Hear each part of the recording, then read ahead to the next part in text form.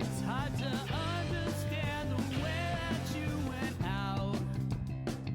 I bet you're living with a little hint of doubt. Maybe next time when you gotta show your hand, you won't cut and run, you'll finally make a stand. 'Cause I know it's true, I'm finally getting to you. We're not through. Yeah, I know it's true, I'm finally getting to you.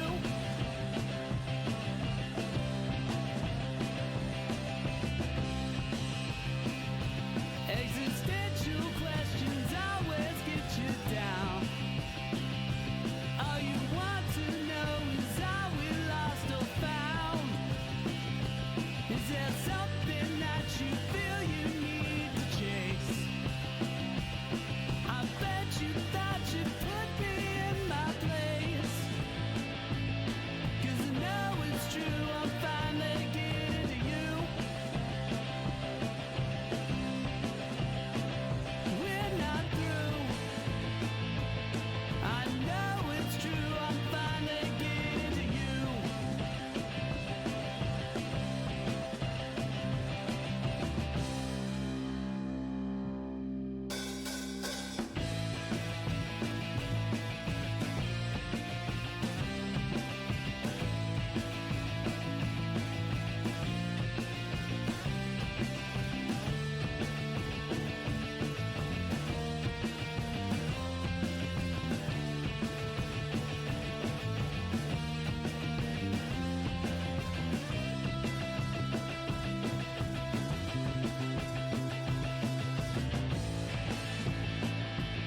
Yeah, I know it's true, I'm finally getting to you.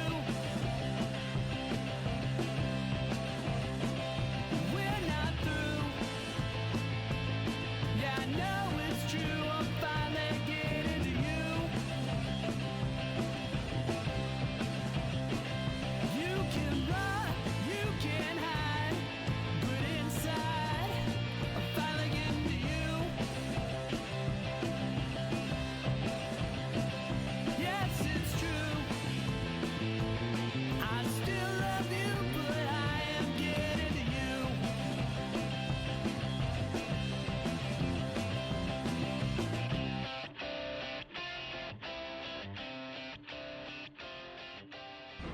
Stand by to initiate release sequencer.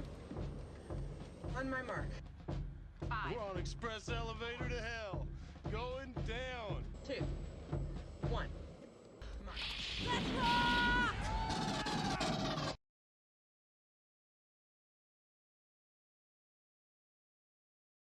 Oh, welcome back to the resupply. Oh, that's peaking. Welcome back to the resupply with me, guy next door. Me, hopefully not too loud, DK. And me, Than. Bringing you your weekly double tap / hearing check regarding all things Space Marines and Laserforce. That's really weird. I don't know why that was blowing out.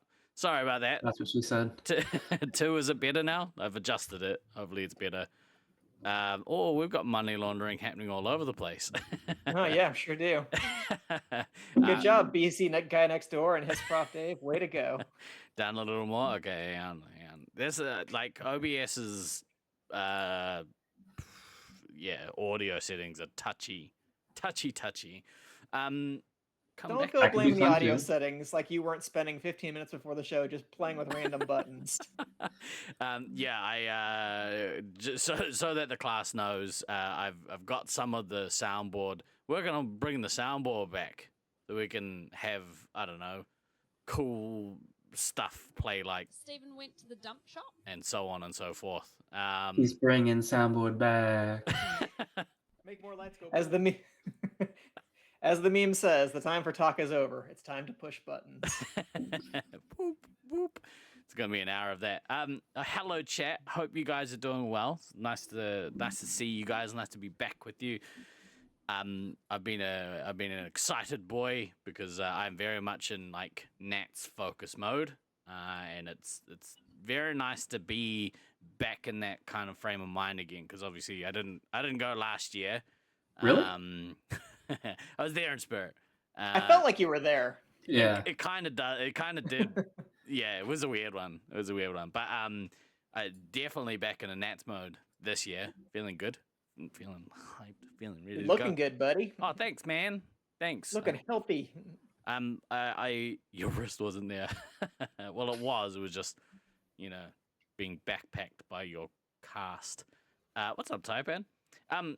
Also, hello to you two. How are you? Nice to see you. You guys good? Nailed it. Yeah. Yeah. Yeah. Well done. I don't know. It's like it's incredibly hot over here, hence my choice of wardrobe. But other than that, Who doing needs okay. sleeves? I did get updates from doctor's office today, so my surgery will be scheduled for like late September. So Oh, yeah. definitely well after Nats, as we talked about. But it's good just to have a date on there. Yeah, but I for too sure. have been really like shifting much more into Nats mode, trying to like up my training a little bit. Again, haven't been able to do quite as much this year as I would have liked to under other circumstances, but I'm starting to kind of feel like I've got my legs under me Yeah. again when I'm running, which again, I'm really not a fan of running just as a form of working out, but some sucks, supplementary eh? training does be done before laser tag, especially because I'm not playing laser tag on a weekly basis. So if I don't go for a run, the running isn't gonna get done. Yeah. Leave Yeah, my where- power alone. Hi, Kadama. Yeah, whereas right now I can't do any running because I'm nursing a pulled groin from soccer because I'm stupid and was playing between 4 and 6 games of soccer a week for a few months. And apparently Which I think we've been on record as saying might be too many. yeah, no, apparently doing that at 46 is a far different proposition than doing it at 26. So, just in case You play in goal most of the time, right? Yeah. How do they feel about you like wearing it when you goalkeep? And by it, I mean the medical alert bracelet. I was like, I was wait for it. wondering Wait for it. where you were Wait for going it. with that. Like, what are you doing? What are you setting up for? It's like, okay, it's the medical alert. Yeah, Joke. Okay. it's actually the Well, life so- alert. I fucked it up, but whatever. Well, funnily enough, it just fits under my gloves, so they don't see it, so it's fine. I've had a bit of a fall. Well, and Was you know, that the New Zealand version instead of "I've fallen and I can't get up"? I've had a bit of a fall. bit of a fall. That's like the most like New Zealand version of It's it. very British. It's very British, that one. yeah. So it's a Bit of that too. Yeah. But you it's said it been- pleasantly, which makes it New Zealand. If you'd said it like a fucking asshole, that would Yeah. make it very British. Yeah, very snobby with a slight hint of classism, class elitism. more than a hint. Yeah.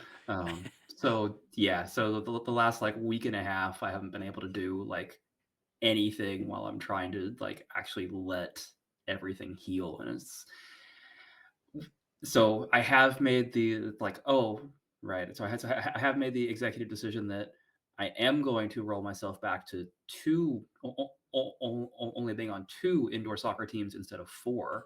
So so that's a net positive Yeah. from all this. But yeah, just definitely one of those like, oh god damn it, like on the only kind of silver lining is that the timing of when I've hurt myself means that I should actually get at least a couple weeks to kind of ramp back into Nats and do some things. Yeah. As opposed to like if I had done this like the week before, it would have been a much different I'd have been a little proposition. upset with you. Yeah. I'd have been a little upset with you. Not me. Yeah, I'd have and been that's fair. stoked. The word actually I don't know if I should share that. No, I'm not gonna share that. That's not mine to share. Yeah. Oh, that's no good. Yeah, it's not ideal. No, but get it out now, right? That's the idea. You want to get all your injuries out now, get all your illness out now. get all the bad stuff out now, and that way you won't have to carpool with me to the emergency room at some point during the week of Nats. That is actually on my list of goals for the week, to not have to take you to the emergency room. I'm just throwing that out there. Glad, like, I'm gonna also say vice versa on that. my health is on your guys' like bucket list for the week. Yeah. Yeah, if we could get through the week without incidents, touch wood. Yeah. It'd be a good week. 2018, you didn't have any problems, right? Because I mean, we rode the shit out of DC Heroes. Like, What was 2018? Last Brisbane Nats. No, that was the start of my issues. Remember? That's when I woke you up in the middle of the night with the milk problems. Yeah, you didn't have to go to hospital though. That's You didn't have true. to go to hospital, so we got through it. That's so. true. I was toughing it out. So clearly, the cure is sleeping in a bed with DK. Yeah. I mean, that probably cures a lot of your ills, right? Right there. Yeah. So It might cause a few other ones, but it'll clear up others. Whose wood are we touching? DK's. Yes. Man, we brother, yeah. What's up, Dad? Nice to see you, bro. So we got to play a little bit of laser tag this week, a little bit of Space Marines. I know that we weren't the only ones. I think there was a few other people that got to travel out to the East Coast, if I'm not mistaken. Some traveling happening out there. The Syracuse players and some other heretics like Brew and Slaughtermelon and Snuffles. Yeah. Friends of the pod. Apparently they were all trash. Bean said everyone was trash. So that bodes Beans would know. Yeah. I mean, Beans thinks pretty much everyone's trash most of the time, though, so I don't really put too much credence in that. Why is cunted a thing I blame Taipan? That's very astute of you, Pat. That's a good assumption to make. It was very much his fault. Correct. I'll tell you the story in a few weeks. In 5 weeks, in fact. Just over 5 weeks. We are very, very close. Ridiculous. Yeah. So ridiculous that it's only 5 weeks away. Like 5 weeks for cuddles and tears and laughter and maybe a smidge of whiskey and probably more than a smidge. Smidge and a half. We'll be picking up some Fireball and a new SIM card at the duty-free shop when I get off the plane. Did you call it the doo-doo free shop? I said duty-free. Duty.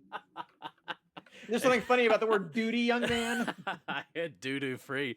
I was like, that's amazing. I'm going to start calling it doo-doo free. All right. Yeah. So we got to play. I think of your taxes.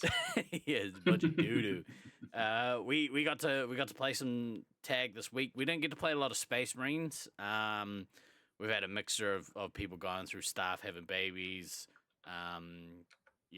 getting sick, lots of things keeping people out. But we did get to play a little bit of Space Marines, a couple games of Space Marines, and they were fun as. Man, I love playing this game. It's so much fun. For the most part. See, old mate guy next door got himself a nice little 13K as commander. Yeah, just casually out here doing work as commander. Sometimes you have a nice game. Huh? Yeah. Couldn't help but notice your team still lost the game, though. Yeah, okay, and we're going to get to that in a little bit. But Indeed.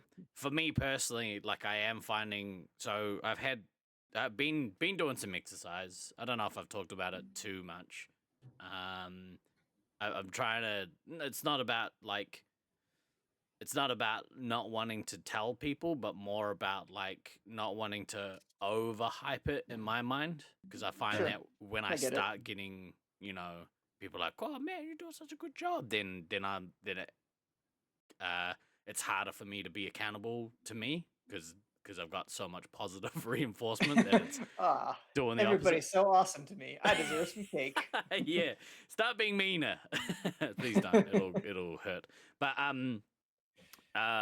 like I've been feeling a little bit better in the body. The body's starting to react a little bit quicker. The knees aren't hurting as much. I've actually stopped wearing my knee braces, which is a massive thing. Right. So it's helping. It's definitely helping. So yeah, get fit, kids. Don't get unfit. Get fit. Fan is not allowed to not wear his knee brace. So yeah. Well, his are proper cunted. So Yeah. You haven't had one of yours reconstructed. I think if you had one of yours reconstructed, you'd be like, I'm putting this knee brace on whenever I do a thing. Yeah. Well, I'm starting to feel like maybe I should have, because if I've been doing a little bit of like lower body weightlifting, and when I do leg extensions, if I deviate from like straight ahead lifting, then it like pings and like, oh my god, it's so painful. Well, so here's the thing, like you really shouldn't be deviating from straight ahead lifting. There's a No, whole but form thing there. Yeah. true, but like in the past, like having poor form hasn't meant crippling myself. It's just meant like, Yeah, welcome to being old. Yeah. Yuck. Ooh, I'm sorry. Did you turn your neck a little too far to the left? Fred, you're fucked now, mate. Yeah, did you decide to go to bed last night? Or that was a mistake. Anyway. Did you eat a cookie after 6 p.m.? Bad mistake. Enjoy your Bad He diabetes. might be decision. entitled to compensation. All right, shall we move on to the crux of the show? We've had some long ass shows over the last couple of weeks. A shout out to the guests that we've had on. It's been bloody great. Middleface, what's up, dude? Yeah, it's been bloody great to talk to people in the community. A couple quick things actually on that. When we had Cool Beans on and Type In on the other week, I didn't. Who are these people? I don't know. Some zone chumps. Right. One thing Why are we lowering ourselves to having zone chumps on the show? One thing I didn't realize until after we'd already finished was I think Cool Beans is either a part of, or I don't know. There was a YouTube channel that I would have liked to have hyped, so I'll do it now. Go follow Laser Sports Academy on YouTube. I think He did actually mention that during the show. Did he? I thought it was after. No, I'm pretty sure it was during. Nah, I don't believe you. I don't want to go back and check because that show was Well, like long. 2.5 hours long. like a Fuck. couple of great interviewers that have perfect attention to detail that are all of our guests say. Hey, I'm all about the. I wasn't shucking on the and show. You jiving. can't blame me. Well, no, DK. I am blaming you because you weren't on the show, and you're normally the one who Yeah, you're details remembers guy. all this stuff. Yeah. I just do this. You know what? Fuck you guys. But go follow the channel. It is predominantly zone based, but it's still good content. So go check it out at that link there. And Cool name. Why don't we call our channel that? What, Laser Sports Academy? It's pretty good. Yeah, I mean, the Resupply is better. It's the best channel on the internet when it comes to laser tag content. Resupply, go check them out. They're all right. But all the laser tag channels, it is definitely one of them. It is certainly on the internet. Go also check out the Loveland Laser Tag channel. I think they've Luke's doing great work over there. Is interviewing members of the community far more often than we are, because we're irresponsible like that. And then I think also over on Tivia's channel, go follow hers if you haven't already, because there's some great content out there. And actually, seeing as Metal Faces in chat, go follow what's their channel? I forget what it's called. Do we have it saved? I think that's the. I don't think we do. That is a question. Not yet. We have it. Oops. It's That's the. a- I can find it. I can find it. Yes. Triple tap pod? Yeah. That's it. Yeah. Triple tap, but maybe don't follow. Why not follow? Why, are you guys done already? Don't tell me the band's already breaking up. No, I think that was just a self-effacing comment. Right. You should follow it. They're much like us. They are far more chatty centric. But still, I like that. I like a good yarn. Bloody I You're mean, a bit anytime you can just get Rockwood talking for like 5 minutes, there's a high chance he's going to say something unhinged and amazing. So I call it a win every time. Valid.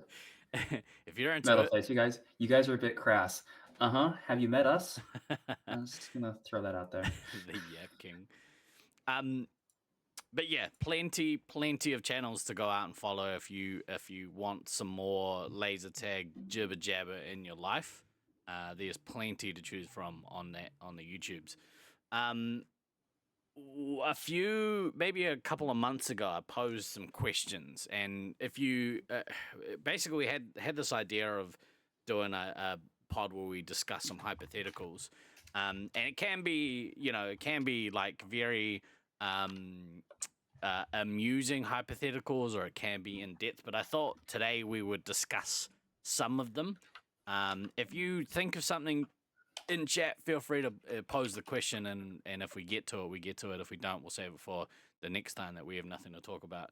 But we thought we would do a couple of hypotheticals today, because why not? Why not?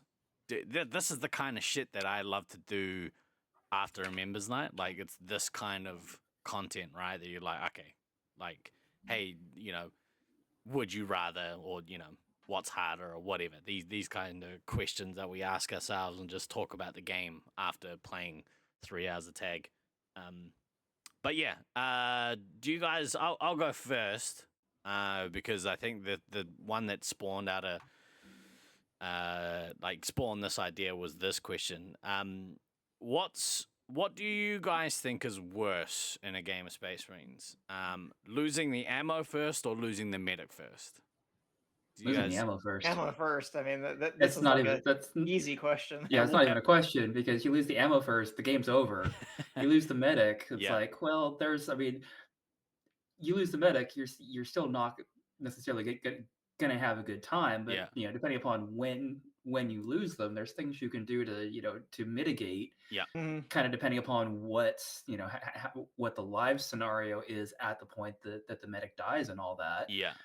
You lose the ammo, you're just immediately like, oh well, I guess we're gonna try to run and hide and whatnot. And if you lose the ammo in like the first like 60 to 90 seconds, which has happened and is Ugh. real fucking embarrassing when it does, Yeah. it's like, oh well, I just fucked my whole team. That's so cool. Yeah, that I don't know that there's an argument on this one. It's like Might losing be the ammo unanimous. first. Yeah, losing the ammo first. What would you And guys I think do in that situation? Like, say you lose the ammo real early on. What do you do? Do you tell your team, hey, just like, do you tell your medic, don't bother giving anyone any lives, or depends. Generally, yes, except in very specific circumstances.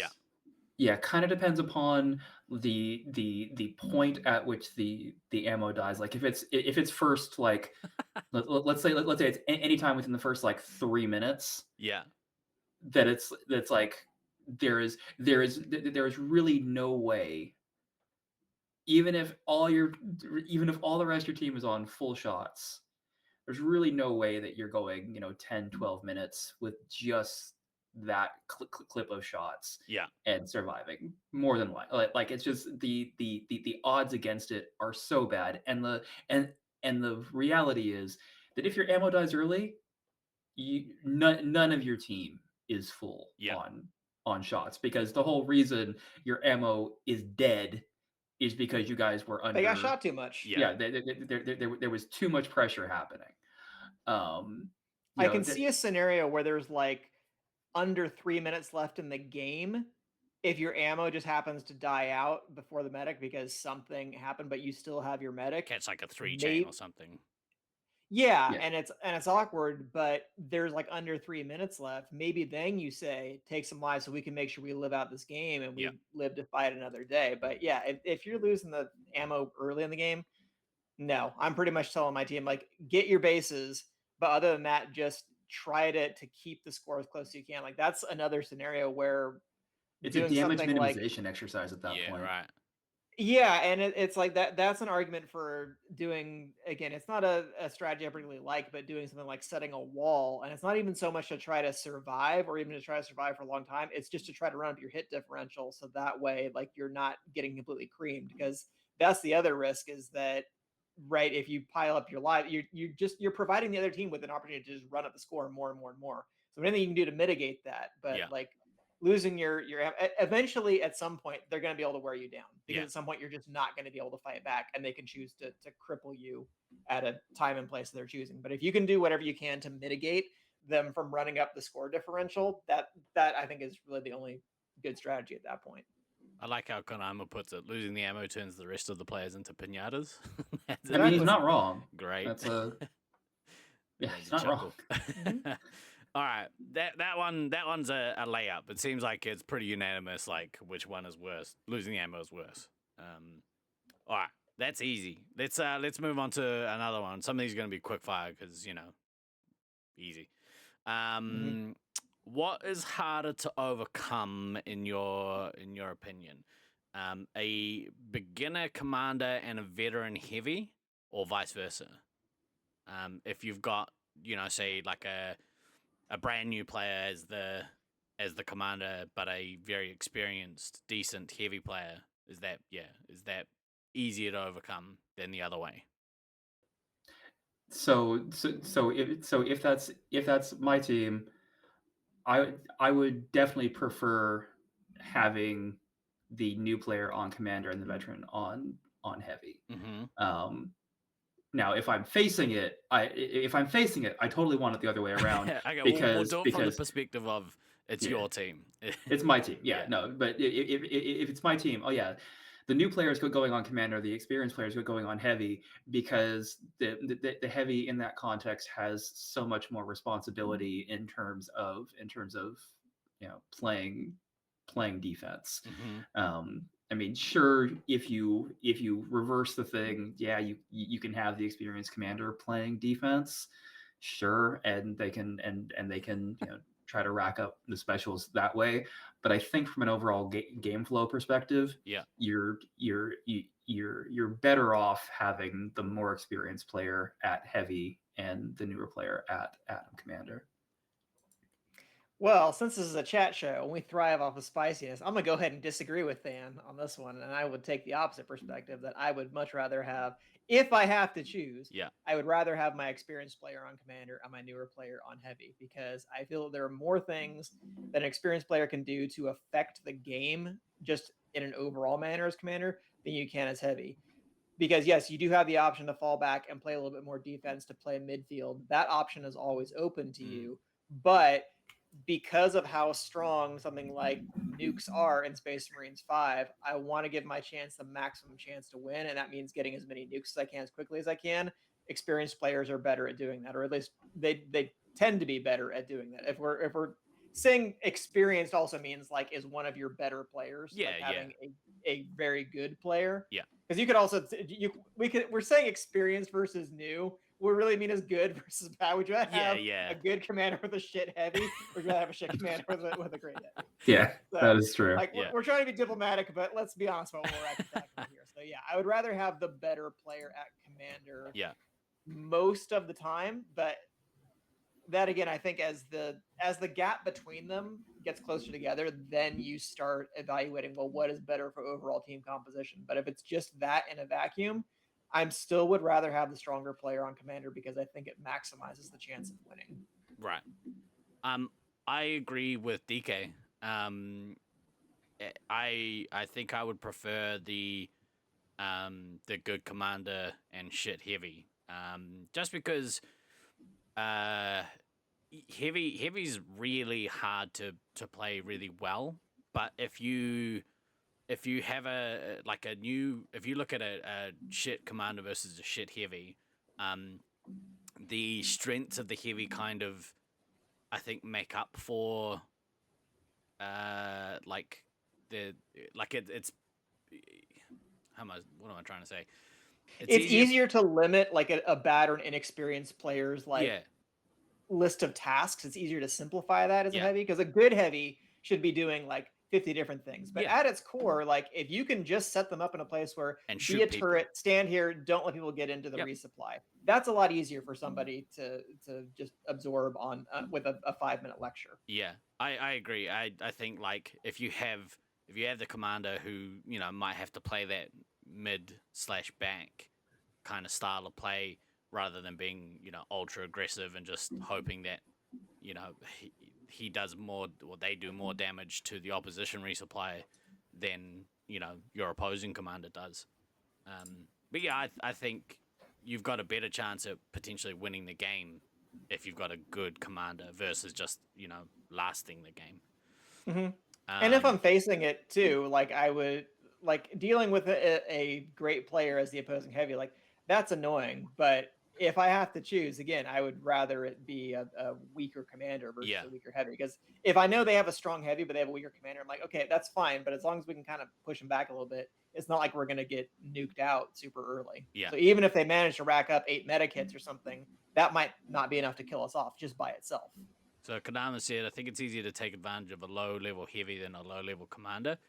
I agree. Like, yeah, if you're attacking into a resupply and they've got a shit heavy, you can have a field day.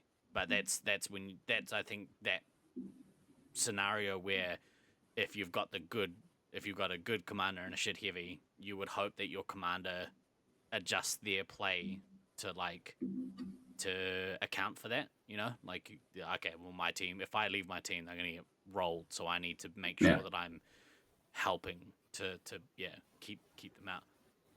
Click said the experienced player on commander makes the game feel lost when they triple nuke you because they farmed the bad 3 hits on your team. Yeah, I feel that. Yeah, I guess the overall is like you kind of want. Was that your stomach? No. That was mischief stretching under the monitor and then like growling a little bit as she was doing it. I was like, what the? And I'm kind of surprised you guys heard that because Oh, of we hear where she everything. was. But okay. That's the same sound I make getting into out of a chair now. I suppose I should go for one. That was a shot. Yeah, I was worried, Kadama. I was worried that was me. For St. George, you would take the better heavy any day, but only for St. George. Yeah, I guess like if you go deeper into it, there's obviously things that do change like the answer, right? Like what field are you playing? Like what does the other team look like? Who else is on your team? Like do you have a strong resupply? A strong resupply and a shit heavy with a good commander that can do a lot, like because then you kind of have your resupply running that back, and again the less you have to put on the plate of the heavy if they are new or shit. Yeah, the better. The better, yeah. The more variables we add to this, the more complex the question becomes. But Yeah, but like, we're not just doing in a that. vacuum. That's my answer. Yeah, same. I agree with you. As a heavy, I agree with DK. Well, you're both wrong, so that's okay. All right. Should we do your one, DK? What the Yeah. three field problem? The 3 field problem. Pose the question, Okay. my friend. Okay, so fuck, marry, kill Brisbane, Detroit, and Loveland. Fuck, marry, kill Brisbane, Detroit, Loveland. Dan, do you want to go first? Sure. Kill Detroit. Like that's not even a question. Like Ouch! Shots fired at Detroit. it's just not like. So like, and we're talking specifically the arenas. yes, yeah. Yeah, not the player base. Oh, yeah. I meant the fields. That's what I meant. Not the So city. yeah, field wise, kill is definitely Detroit. Right. Change my notes here. Hold Detroit Arena, BC.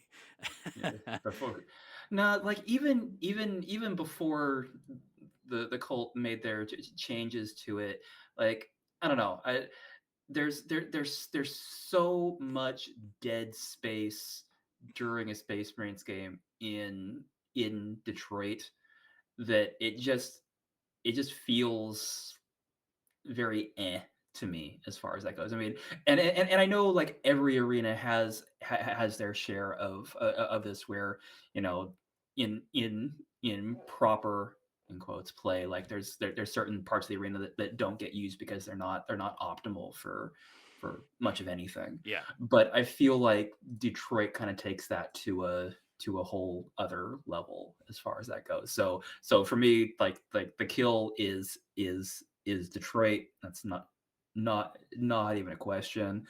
Fuck is going to be Loveland. And then Mary's going to be Brisbane because but Brisbane before they put the fucking mini golf course in. Yeah. Like there's a Ooh, qualifier on that. Okay. there's a very specific thing there where that mini golf course made the downstairs like a lot less useful or a Yeah. lot less. It definitely reduced your options. Let's put it that Taking way. away airlocks is huge. Like Massive.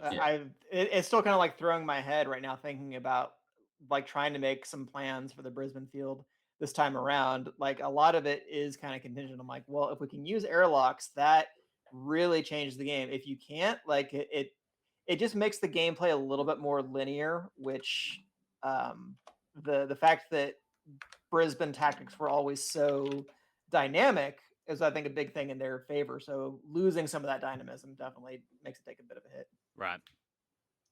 So yeah, all right, that's so that's yours. yeah, that's mine. And I see Kadama in chat had the same view Yeah. as me because he is obviously a man of culture. So yeah. Go ahead and read that for our listeners. no, I did. Loveland plays like your mistress. It's really fun while it's happening. By your way home, you begin to question what you've done. Well put. I would agree with Kadama in the order. I would kill Detroit, marry Brisbane, fuck Loveland. But I'm not a big fan of Loveland's arena anyway. So you got lucky, Loveland. You're lucky that Detroit was was hanging around at the bottom there. Yeah, I'm something of a poet myself. What are your thoughts, DK? So wait, are you going with the same formulation then, Steve? What did Yeah. we get your official answer? Yeah, I got Okay, kill you're going the same Detroit, one. kill Loveland, and marry Brisbane. Yeah, I mean, post-marital fucking. which is great, by the way. We should just clarify that right off the bat. Yeah, still like good. I mean, yeah, who do you want to see on the weekly basis, like week in, week out? This is the field that you're going to be playing in. Yeah, who do you want to hang out on the couch watching movies with? Mm-hmm. Brisbane. So yeah, I mean, especially if we're talking pre-mini golf course, or at least with the airlocks open. Yeah. Like Mary Brisbane is an easy thing. Yeah. I feel like this is a tough one. That like, I think I might be leaning toward kill Loveland at this point though, and I say that knowing that I have 3 Loveland players on my team for this year's Nats, and this is probably going to create an awkward dynamic at the Caravan Park. But I'm just like, in terms of even playing a field occasionally, like Detroit still has some interesting things to it that just Loveland gets to be a little predictable, I find like sometimes, and the differential of what happens when something goes wrong for one team, I think it's a lot easier for the game to just get out of control and get uninteresting too quickly in Loveland. But I guess the variation on this question would be, since everybody agrees they want to marry Brisbane, it's like, if we just focus on, an either or thing, what is worse in terms of like field design, experience, construction, Detroit downstairs or Loveland downstairs? Detroit. I think Detroit, just because in a Space Marines 5 environment, it seemingly got used way less than Loveland. Yeah, Loveland, like you get forced downstairs, and okay, you're fucked. I mean, let's call it for what it is. The odds of you recovering aren't necessarily great. You can do it, but it's not necessarily great. Detroit, it feels like you just end up in this abyss of. You ended up in a business next door, and we're like, yeah, it's just are we still in Laserforce? Yeah, I don't know. I just don't. I don't know. I just don't really rate Detroit's maze in terms of like being able to use most of it, like it's very again and again. I mean, like all arenas have this, that there's a way that they're gonna play that is optimal. It just feels like both Brisbane and Loveland, in comparison, you can use more of the maze in not necessarily an optimal way, but at least in a way than you can with Detroit's. Right. And see, here's my thing. My counter to that would be, although I don't think that either downstairs is utilized another. very well under like optimal conditions in a Space Marine spot. Like if you had the option of not going downstairs at all in either arena, you probably wouldn't, because it's just there's not really a lot of good usable space down there. But if you do get forced down, I feel like in Detroit there are still some areas where you could theoretically set up a bit of a defense. It's not great, because it's a lot of them are one-way hallways, and if you get forced out, you get through the shooting gallery again. But just Loveland downstairs is so open, and there's just so many angles of attack that it's very difficult for a team to recover if they don't like get back upstairs within probably 30 to 60 seconds of getting flushed down. Like if you're waiting longer than that and the enemy is coming down and swarming over you, like it's already too late. Like you basically need to anticipate when they're going to attack, and you time it as they come down one ramp, you like go up the other one is your best option for that. Whereas like in Detroit, you get forced down. It sucks, and it's easy for them to like cover other angles and stuff. But there are a couple of strong points where you can at least do a little bit of a recovery. That's a lot harder to pull off, I feel like, in Loveland. So ultimately, I feel like I maybe still give Detroit a bit of an edge in that situation. But you know, I don't have necessarily strong disagreements with you guys, but I thought I'd throw in a little bit of a counter opinion. Yeah. Yeah, and I agree with what Bean said. Loveland is a great customer arena. It's I'm not even gonna say it's not tournament friendly. It's not my favorite tournament arena. It's probably never gonna be my favorite tournament arena. But that's fine. It's still grown on me over time. Like I enjoyed the last couple tournaments I played there way more than the first tournament that I played there. Way more. I think the temptation for people to have sloppy technique shooting between the floors is way higher in Loveland, just because. So in Brisbane, obviously, the majority of plays happen upstairs.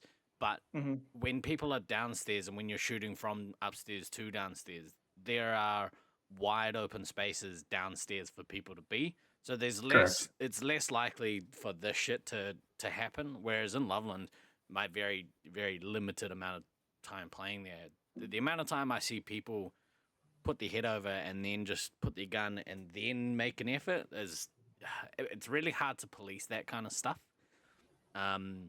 It's really bad in the area that is directly under the third floor, That's like right. past Fishbowl. So there's that little gap in between, like because the walls are high. The first. And, yeah. In my opinion, if you got rid of that and you got rid of the fishbowl in the middle, it would make Loveland a lot more playable. I agree. If you got rid of those gaps. Yeah. Personally. But that also wouldn't be as good from a public facing thing either, because you like having that open space is great for a public arena and being able to do all those things and have that kind of viewpoint. So I'm not knocking it for overall arena design. That's just, you know, I'm a tournament player. I have a tournament player's perspective. What I'm going to say. Yeah. With that being said, fuck, marry, kill. Auckland, St. George, or Syracuse. Oh. Okay, so now this is a tough one. Yeah. Now I need to abstain because I haven't played a Nats in either St. George or Syracuse, and I've only played like less than a handful of games in both of those arenas, so I don't think I've played enough games in there to have a proper opinion, but I'm interested. No. That makes your opinion way more fun. Okay. Because it'll be very half cocked. It'll be very half cocked, which is awesome. Which is just what we need for this sort of thing. Well, so I'm very interested to hear what you guys have to say, and also anyone in chat that wants to weigh in as well. But wow. Yeah, go ahead. If I had to live in whichever city the arena inhabits, like marrying Auckland is an easy call at this point. So that's just like extra. But forgetting that, if we're just saying these arenas are just in the vacuum, you could transport it to any city that you want. You could live wherever you want. Yeah. This one's rough because like I think I know I'm on record as having said like I used to like absolutely just fucking hate St. George's Maze. Yeah. but their arena has 100% has grown on me in a positive way over the last these many years. Yeah. Like I I like all three of these mazes, so this Yeah. is this Yeah. one's hard. Well, This I'll go one's first because okay. who cares actually what I think. But obviously marry Auckland, obviously. Obviously, And then I would probably say fuck St. George and kill Syracuse. And the reason I say that is because nothing against Syracuse. Obviously, Syracuse has a lot going for it. The floor is the best floor out of any floor ever. But St. George has like secrets. it's got nooks. It's got and things crannies. to it's got things to explore. It's getting hot in here. Like I didn't even step foot upstairs in St. George. Like Nobody does. Yeah, well, but like I assume if people go and play like public nights or whatever, they play up there. Sure. Yeah, but we're talking about it from I guess a Space Marines perspective. So Correct. Actually, you know what? Nah, I'm gonna change that. I'm gonna switch those two. from a Space Marines perspective, I'm gonna switch those two. Just because Syracuse plays probably a lot more similar to Auckland than St. George does. You do for Oh, the newbies, reversal but- of fortune. You're at the whims of a Roman emperor here. Are you going to be fucked or killed? I don't know. It's going to be one of those, though. What do you got, boys? First instincts. Yeah, I think. Let's start. Like, I think I unfortunately would have to say I would also kill Syracuse for the simple reason of, again, gameplay, especially like opening plays. Syracuse is a dynamic arena overall. A lot of interesting things happen during the game, and maybe I just don't have enough experience there to understand some of the other wrinkles. But it's still pretty predictable openings in that red is going to go to Edor, green is going to go to the main like green resupply area. I forget what they call it, but near the barrels, in opposing corners, and gameplay will proceed from there. In both Auckland and St. George, the opening of the game is way more dynamic because teams can take their choice of doing a couple of things. Do you take upstairs? Do you immediately want to take downstairs just so you can set up an alternate game plan? If you're on green, are you going to take the hill ramp, the T ramp, whatever you want to call it, or are you going to take the long ramp? Which of those are you going to go for? Are you going to sprint directly for the nest if you're on red?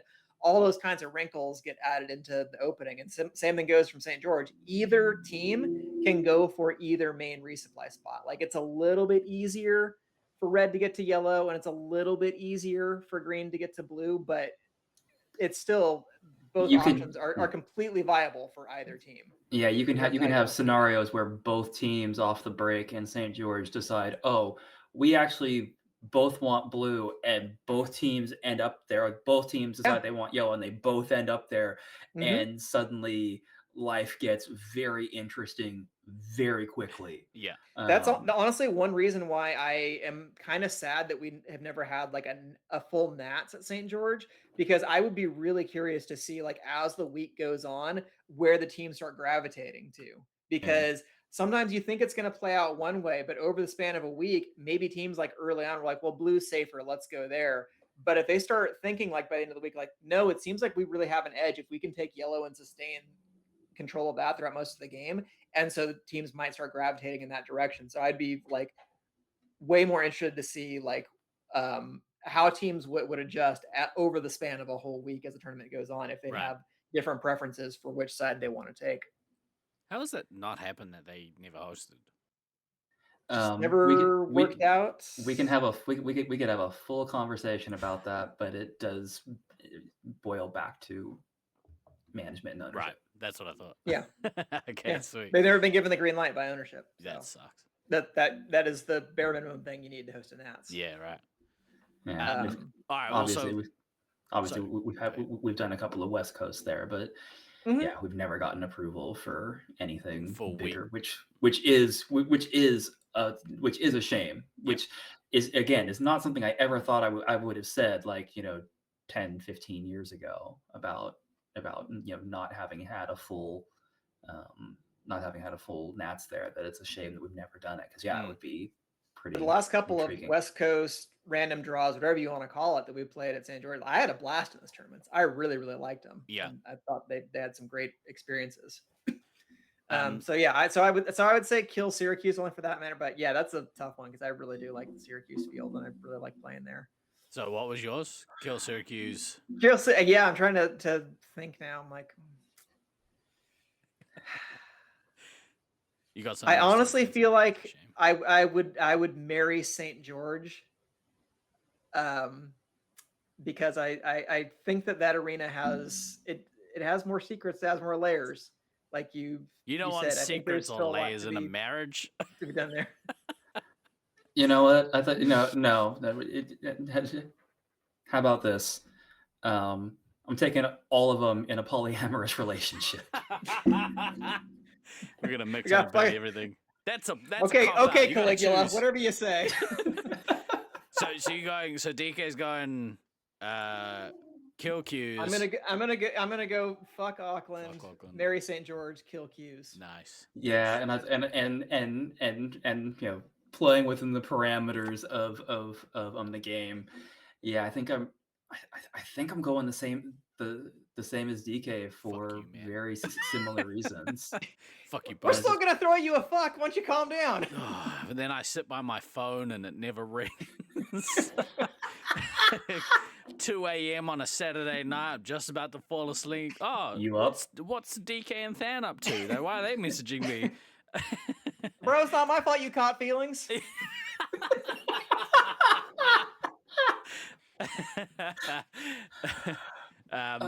This fucking show sometimes, I swear to God. This fucking show. I guess for the same reasons then, like you need a bit of mystery. just there's St. George edges Auckland. There we go again. Just in terms of the starts are just that little bit different, a little bit more dynamic off the jump. Like like any of those three arenas, like I'd be happy playing in on a weekly basis. Yeah. Like that's well, and let me also add another caveat to that. Now, I've only played one tournament in Auckland, and I did play Medic in that tournament. So I saw a lot of Blue Base, I saw a lot of Green Disco, I saw a lot of the Nest upstairs. That's all there is. I didn't necessarily have the same level of experience, especially like attacking different areas, experiencing the flow of the game there. Like I played some social games and whatnot, played other things, but my tournament experience was focused on that. If I had more reps, I got to play another tournament in Auckland where I was playing basically like all the positions instead. Maybe I would feel differently. Yeah. So I will add that in. That you don't have to justify your answer to me. Mm-hmm. I'm just telling you why I didn't call, bro. I thought we were tight. I am surprised at that, though. I expect a bit out of you. Right. What's no, just joking. I like this. This is good. Right. Shall we move on? Should we move on to the next one? Yeah, we should definitely move on. Feelings are hurting even more. I don't know. We're gonna top that one, but okay. This is a good one. All right. What is more beneficial to have? An owner who is hands off and lets you do anything you want at site, or one who is heavily involved, who can be overbearing at times? Ooh, both of these have their perks. Maybe just for the first option, so an owner who is hands off and lets you do anything you want, but also is not supportive, if that makes sense. Yeah. Versus one who's like you can have a tournament here, but your hours might be limited, or like you guys can play as many games as you want, but we're not going to advertise. As long as I'm not going to let you set up cameras but there's some kind of drawback. Yeah. What do you guys think is harder to is more beneficial to have in those two scenarios from ownership?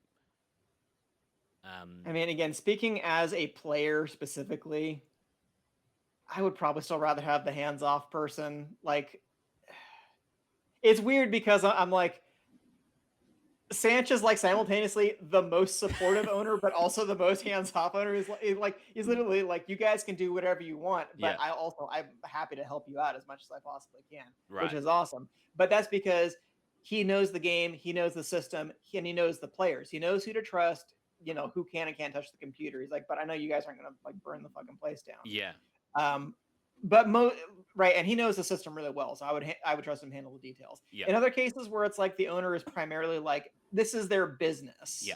and they may like laser tag generally, but it's not the passion the way it is for tournament players necessarily. If they're not like in the tournament scene, I think I would still rather have the hands-off approach, because there's just too much of a risk, in my opinion, that it's like, oh yeah, they love laser tag, but they don't understand the intricacies of SM5, and start trying to micromanage stuff at the tournaments and be like, no, it has to be done this way, and that runs counter to like the experience, desires, norms of like the tournament community. I just see that being as too much of a risk. Right. Than, what do you got? Kind of like it's funny because I feel like we've dealt with kind of both of these Oh yeah, over the years. Yeah. Sure.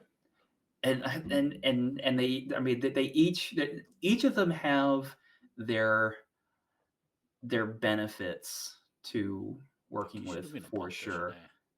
eh? Yeah, I like Metal Faces comment and Chatty, which is their site was more involved.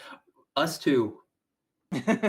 Us too, man. Like the going back to our previous thing, like there are definitely times that it'd be nice to be able to do a thing in St. George and not have it be killed because we've been given a fuck off price instead of an actual like legitimate price. Yeah. But that is a whole other thing. And also, Steve, don't worry about us being married to St. George. If there's one place that will tolerate plural marriage, it's St. George. So don't worry. I didn't want to make the joke. So I had a couple floating around. I was like, nope. I think I covered that with the polyamorous relationship already. Yeah, So I think yeah. we're good. It'll be just like Big Love. There will be a lot of marrying and a lot of fucking. A smidge of killing. Yeah, I think if you're absolutely making me pick one, and I know Which you we are. are. That's the game. and I know I'm totally like Oh, but I like both. Can I do? yeah. Can I kind of do both? Sorry, brain and mouth are just not like words are. Ugh. Anyway, right. Nobody's watching, so it's fine. I know. Yeah, Nah, it's just appreciate you. It's just us talking. Nobody's gonna watch this later. It's fine. Yeah. If I have to pick one, I will take the owner that is like just says, yeah, you guys can just do whatever you want, and just lets us get on with it. Because honestly, it's one less thing to manage at that point. Because if you've got an owner who's very involved but doesn't necessarily understand things and wants to try to micromanage things, that 100% becomes another thing that you have to manage actively. And there's already enough things that you're having to manage actively when you're trying to put a tournament together, even if you're properly like delegating things out, which most of us actually know how to do now, instead of what we used to do, which was not. Just not having to actively manage the owner at the same time is preferable in that case if you're making me choose one. Right. So yeah, that's my final answer. I'd prefer to have an owner who's heavily involved, personally. And I think the reason for that is because more often than not they will be more. Let me put it this way: after experiencing both, I think there's more growth in the site when the owner is heavily involved and like invested in being there, right? Who sees more than just we open on the weekends and have birthday parties and stuff. They're like, okay, that is our bread and butter. But we have more value if we are involved in the business and care about the business, and like I'd be willing to take any kind of overbearingness to a point. Like there's obviously instances, I don't know, no specifics, but like Yeah. where Mhm. that has I been mean, like a problem. But yeah, we're thinking like certain minimum thresholds, right? It's like sure. if they tell you that you can't play Space Marines 5 or you can only play 10-minute games, it's like, Yeah. well, obviously that's kind of a deal breaker. Well, so that's not that. I don't think that's necessarily being overly involved. Like being involved, I think is different than being a fuck. Okay.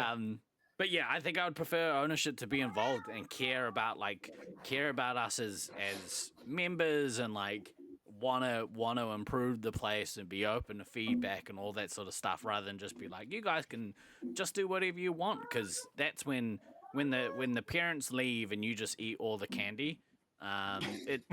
It seems like good in theory, but it'll hurt your tummy. Okay, it'll hurt your tummy.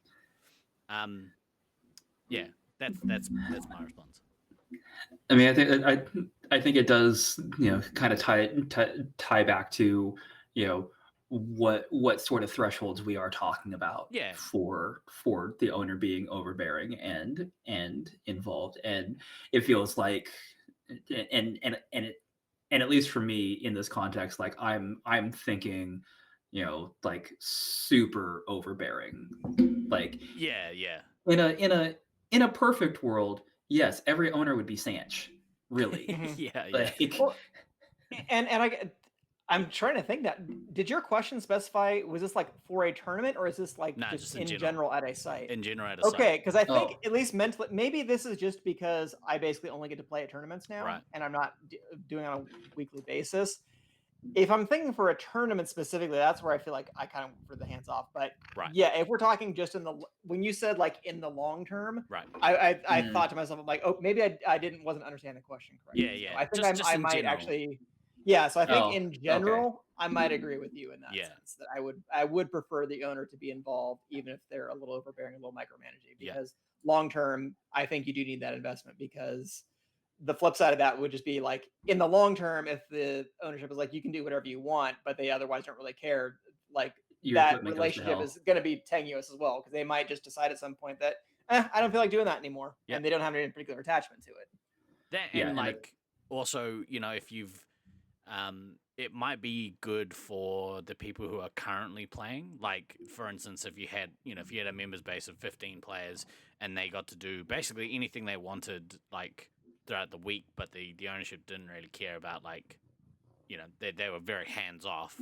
Then they're not driving future growth, and so eventually, what ultimately happens in every scene is people grow up or get married or have kids or whatever. When they fall away, Losers.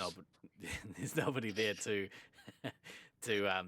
replace them. yeah, replace them. And like we've talked about in the past, that's massive for ownership and or staff, but mostly ownership. Yeah. That's got to be driven by them. Well, and so yeah, my answer was definitely very much couched in it being tournament stuff. Like that was how I heard the question. It's weird because I didn't say tournament.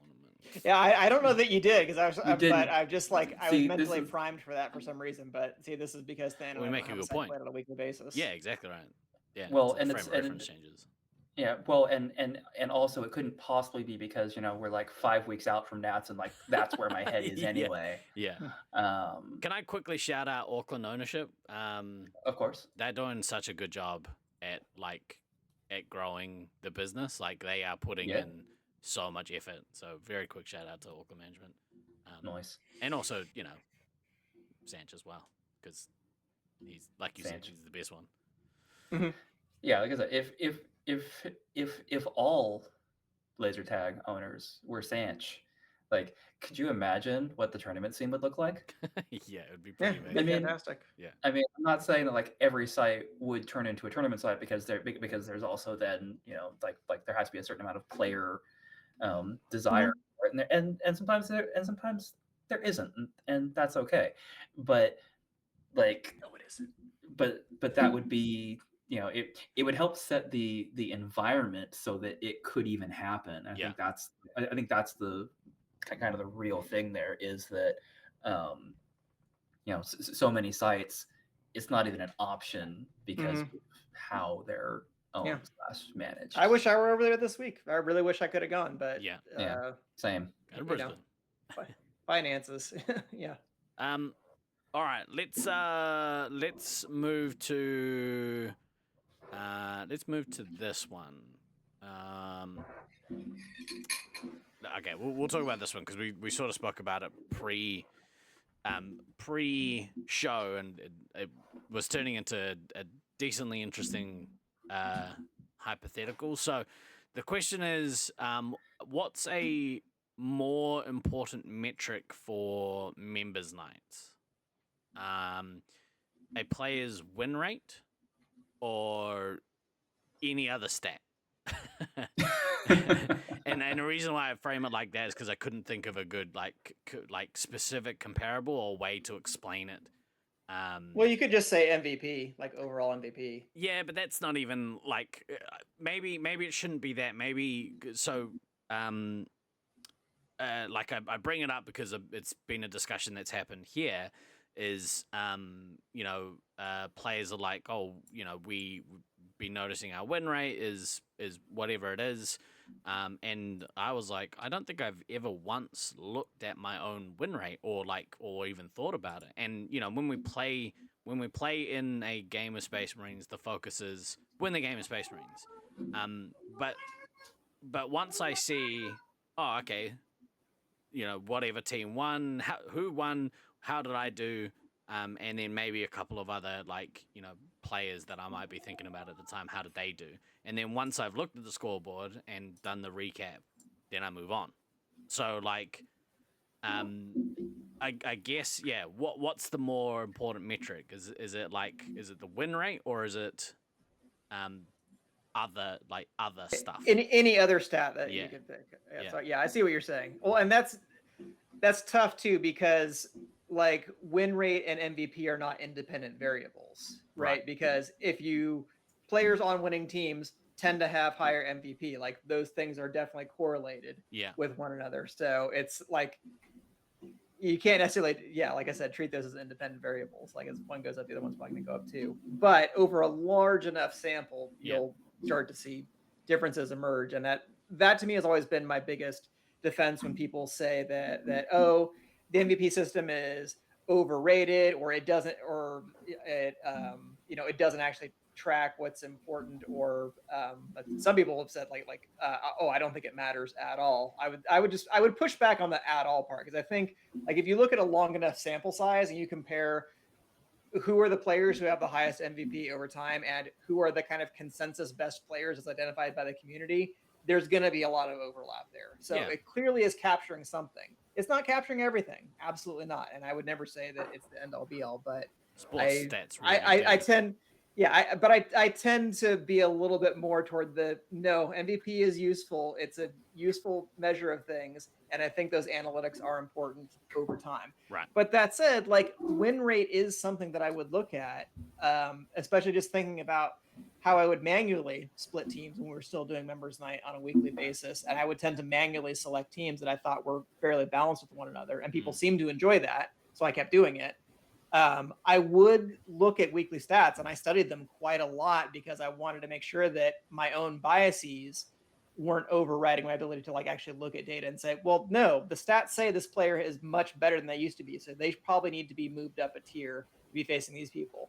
But a lot of times since people were matching one another because we didn't have that many players, if I started to see win rate skew, that was usually a really good indicator that I'm like, okay, somebody has probably moved a tier in one direction or another, because like these teams that I thought were even, this not team so much. won like 7 out of 9 games or 8 out of 10 games that we played that week. So clearly there's some other kind of strength they have, because that's enough that it's like, that's probably not just random noise. There probably is a little something to that. So win rate definitely matters to some extent.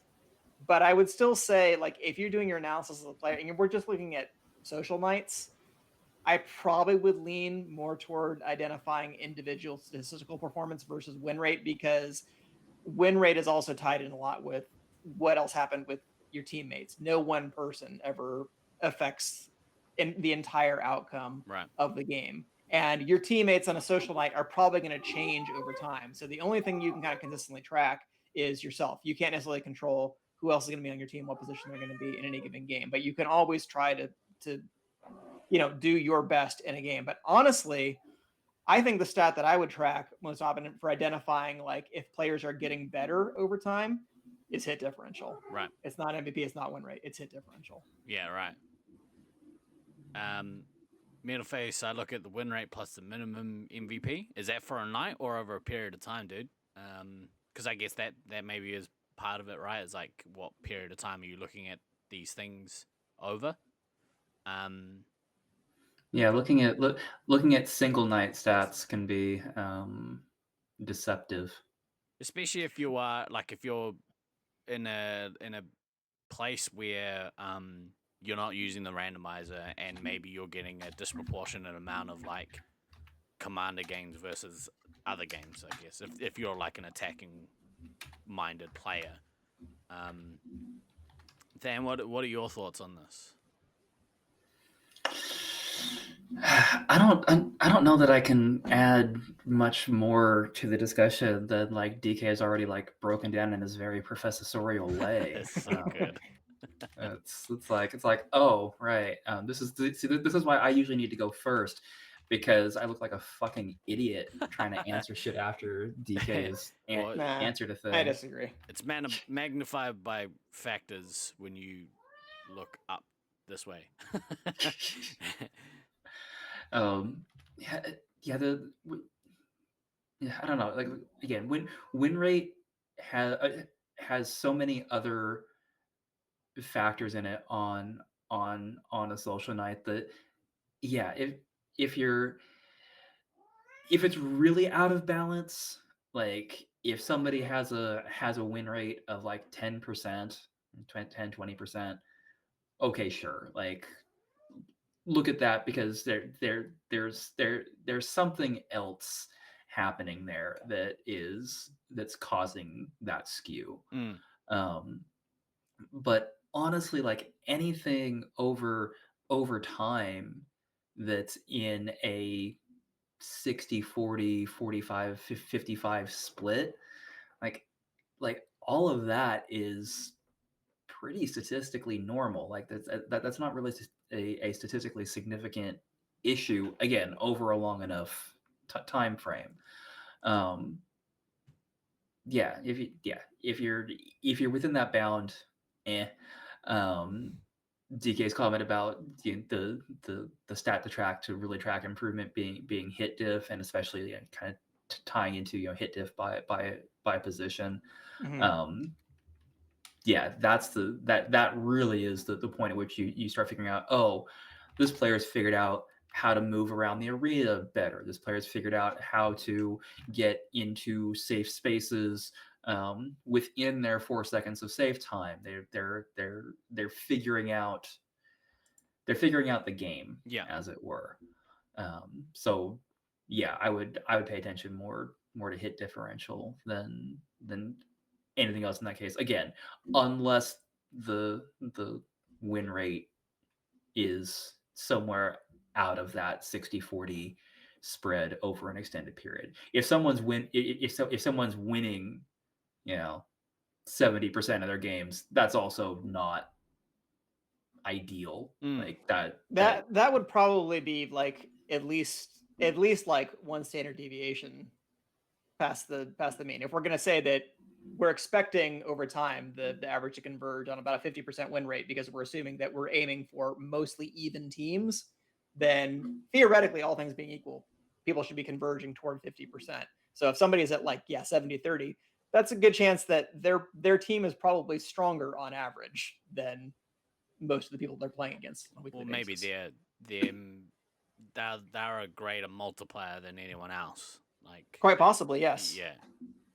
Well, and that becomes something that you can kind of dig into, looking at what everybody else's win rates are. Like if if this one person's win rates are consistently at 70% and everybody else, because the teams are constantly shifting, is in that 55 45 60 40 split, then you can say, sure, this person is some amazing force multiplier. Cool, fine, whatever. But as a generalized statement, I feel like if you had one person with that type of win rate, you've probably got some other people with that type of win rate, and that just indicates that the teams are getting stacked badly. Yeah, which on the night, which is bad. Yeah, but it's also probably like if you're running randomizer, like as far as I'm aware, in Brisbane they only use the randomizer. It's it's an interesting for teams to be random and yet that be the outcome. Like, like a consistent outcome. It'd be Right. Well, again, like randomizer is probably the wrong word for it. It is a matchmaker. It is attempting to make even teams. Yeah. So, I mean, I wanted to take a quick look, and I was trying to listen to everything you guys said while I was doing this, but I just pulled up the Brisbane social standings since that has a lot of scorecards uploaded, and I'm like, well, let's look at who some of the best players are and track like where their win rates are. So I'm looking at like the top players for Brisbane Social Nights over a span of several hundred games at the very least. Rusty has 1,380 games in the system. So Rusty's win rate is 54%. Taipan's a little bit higher at 62%, but again, we're still kind of in that bounds of around like 55, 45, 60, 40 is a pretty good split. Taipan is a little bit of an outlier compared to a lot of the other players that I'm seeing. Like, again, other good players like Basil's 55%, Sharpshooter's 53%. Other people who are like their A-team players are kind of in that range. Taipan's a little bit of an outlier, but again, he's also one of the best players. So Rusty is still ahead of him by about 2.5 points, which is pretty big in terms of average MVP. But Taipan does have a win rate that it's like 8% higher. He also only has about less than half as many games as Rusty in the system. So, and that would and there's the differential at that point. Possibly, yeah. And also, like the way the matchmaker kind of works is, it's looking at the 6 players or the 7 players on a team and making sure that it's average across the board. Where we know that that's not how Space Marines works. Like Space Marines, if you've got like 6 relatively evenly matched players versus 6 that have like the what is it, the means, whatever the extremes, the outliers. And like if they get further away, that can actually like heavily skew the way that a game goes. So, in that case, like the positional options make a much bigger difference. For sure, right? Yeah. For me, I'm not really a stats guy, so just vibes. What's that? Just vibes. Well, just vibes. It's interesting you say that, because I was gonna say, for me, if I was to pose the question like with a little more thought, would I prefer? Do I think it's more important to focus on win rate in games over a long period of time for members nights, or the vibes of those games over like a long period of time of members nights? Because I think that's kind of where I'm kind of going with that question was. Yeah, because if you don't care that much if you won or lost when you come out, then it's just like, hey, everybody had a good time, so that was a fun game, let's get another game in. Like that is definitely the vibe that you want at a social night, because like, I mean, you're a competitive person too. I'm a competitive person. Even on a social night, like come out if I lose a game, especially if I thought it was like a winnable game, we only lost by a little bit, it's like, damn it. Yeah. But versus like a regional tournament game where a loss is like, fuck. Yeah. And it's a big deal. A high level tournament was like, fuck. Right? So there's different levels of fucks that are given. That's why that expression exists. Yeah, you've got fuck. Then fuck. Then oh, for fuck's sake. Yeah, that's kind of yeah. So I guess like for me, like as much as I am a competitive person and have been forever, I think the the vibes of a members night has always been more important. So like even if I lose a game, but the game was fun as shit, or like during a game that we lose, that I see like a player who maybe normally sits in the lower tier do an incredible like attacking run, or like have a great, like I love to see that stuff. For sure. Versus I don't know, like I don't want to frame it in the way of, do you care about your personal glory more than you care about your site as a whole? I don't think that's the right question, because I think most people will say, well, I care about what happens. Yeah, but I think we're framing this as a question of, if you're trying to analyze your game and your improvement over time, like what stat should you be looking at? And should, like, if you have a low win rate, should you think like, oh fuck, I'm not doing as good as I thought I was? Like it is something to track, but I think it's more for like organizers and people who are dividing teams to look at that, rather than a player to really look at what their win rate is and judging whether they're getting better or worse because of that. Again, like I would tell people, like if there is something that you want to track on a week by week basis and try to improve it, I would tell them hit diff more than anything else, because if you fix that, my general belief is that your other stats will get better, and your win rate will probably go up as well, because you're learning more of the things that you need to do to maximize your advantage to your team and minimize the advantage that the other team can take of you. Right. Right on. Beautiful. What's up, dude? As a Jokic fan, DK, would you say on paper stats are important to choosing the best player? Are they important? Sure.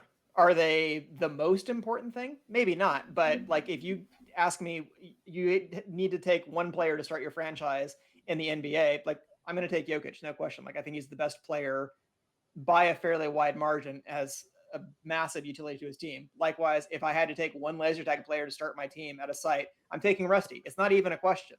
Like the stats bear it out, and just the eye test kind of bears it out too. Like he's clearly the best player and has been over time. Like that's not a controversial statement. Right. So like, are on paper stats important? Sure. Are they everything? Not necessarily. Yeah. And I feel like that's a point we've been making with MVP, like literally since we started the MVP journey back in 2010, 2011. Like, it's been this constant thing of like trying to reiterate the stats are there as a tool. They can't measure everything. There's as with all sports, like every sport has its intangibles that you can't that don't tie out to a number especially well. Yeah, you only get it from watching a game or being in a game, or And if we were a good channel, we'd have like a link to our intangible show that we did that like would pop up in the corner, but but we are not, so fuck y'all. I had it. Oh, there we go. Hang on. Someone quick vamp. How do you spell intangibles? Well, you spelled it really weird in the title of the show. I don't remember how many L's that you put in, so not worth searching for now. Well, according to the stats website, I've got a good amount of L's, so that's the link there. Bottom line to the question, would I take win rate versus any other stat? I'd have to go with any other stat. I would specifically say hit differential. Yeah, right. I like the discussion though. Like, and it's good to, I think, talk about this, because then I can directly link your comments, because I've found that I'm not the best teacher at my site. Like, people look to me to make decisions and stuff, but I'm not a great teacher. So it's nice to have access to a great teacher who can articulate this stuff and why it's important. So yeah, I'll be sure and send people. I mean, just want them to check out our shit anyway. Right. That's probably a good place to jump off. We're getting close to the 90-minute mark, so yeah. I would love to do another one of these shows. So if anyone has any more hypotheticals they want to pose in our Resupply Discord, !Discord and chat, you can join there. Pose the questions there. If you aren't already a part of the wider Laserforce community Discord, !LF Discord and chat. follow that link. Follow the instructions. Join the Discord. There's been a bunch of real good discussions happening in the Discord, and it's exciting to see. It's exciting to see where it kind of heads. I hope that the community is already buying in, which is great. So For sure. yeah. Yep. The only thing you are not allowed to do is to play Fuck, Marry, Kill with the 3 co-hosts of this show. That's not an acceptable topic. Oh, nah, can't do it. Check the link by the. Oh, thank you too. Appreciate you. You're a bloody legend. But I mean, no, you could play it.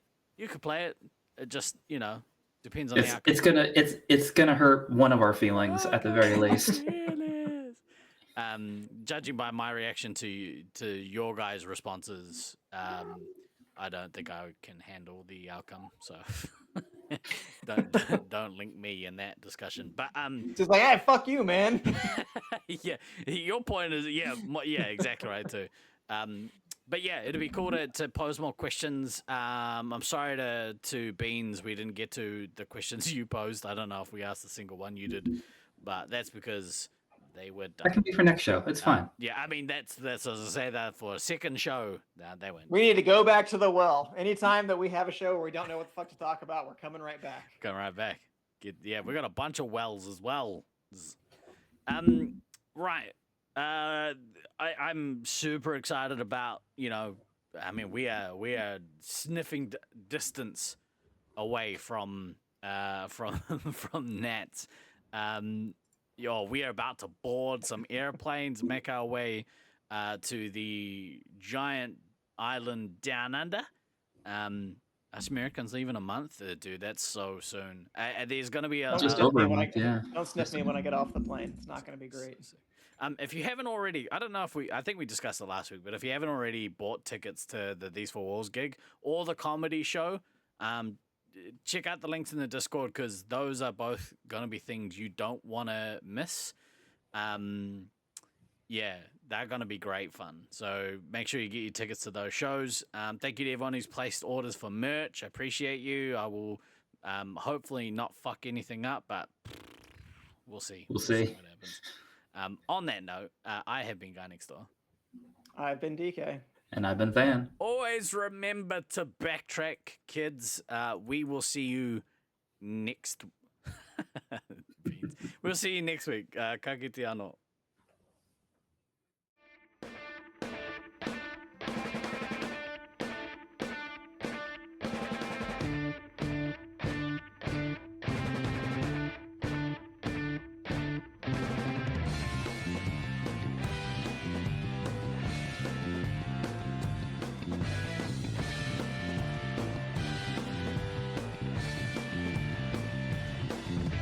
I've been throwing daggers in the night. I've been chasing all the stars, stealing all their lights. The cut so sharp, cut so deep. If they seem to hit their target, must be what we reap. 'Cause you don't know what I know. You don't feel the way I feel.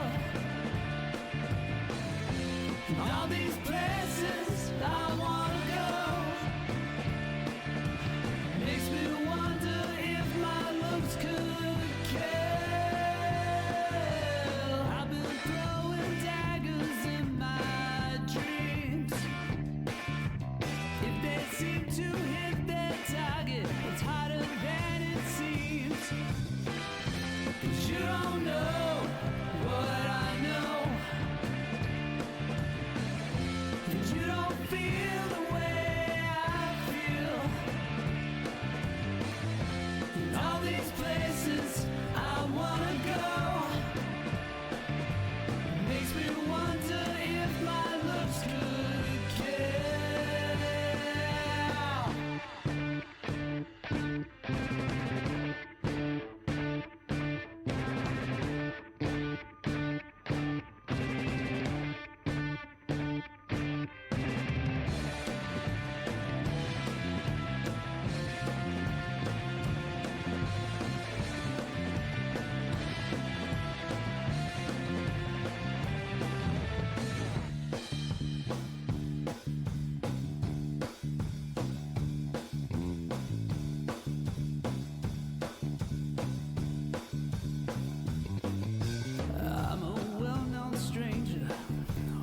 walking my own path.